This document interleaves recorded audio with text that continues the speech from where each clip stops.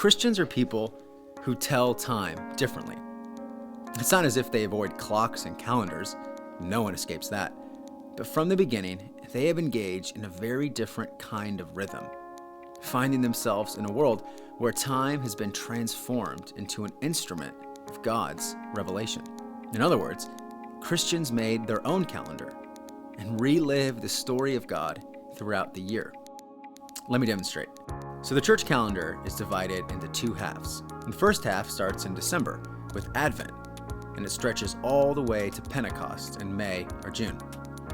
And this part of the year tells the story of Jesus, from his birth and death, his resurrection and ascension.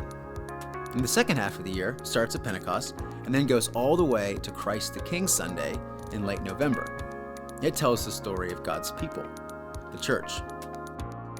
And for the next 6 months, the church follows this calendar and relives the story of Jesus. As any good story does, we'll start right at the beginning with chapter 1.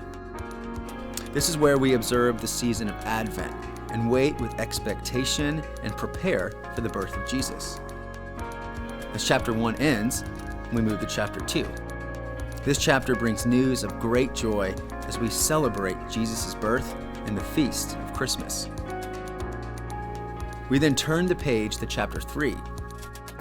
We remember the appearance of Jesus to the entire world, represented by the visiting Magi from afar. The story begins its climax with chapter 4. This ushers in the solemn season of Lent, where, like Jesus' real desert, we spend 40 days in a metaphorical desert, pulling away from created comforts to make space for God. This chapter is long and difficult, but the joy of chapter 5 is worth the wait. Jesus' resurrection from the dead makes Easter Sunday the ultimate celebration, which then leads to the 6th and final chapter.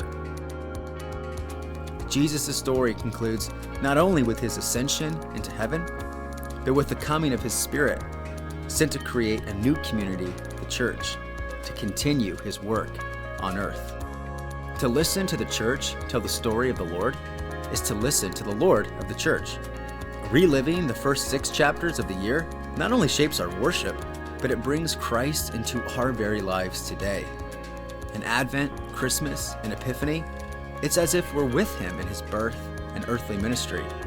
In Lent, Easter, and Pentecost, we are again right by his side through death, burial, and resurrection.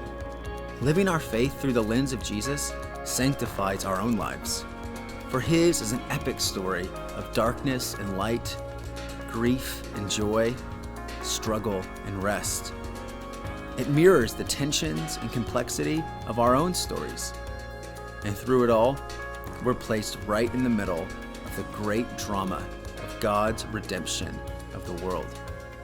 So you're invited to live the Christian year these next 6 months. The ordinary season is past. It's time to inhabit the story of God.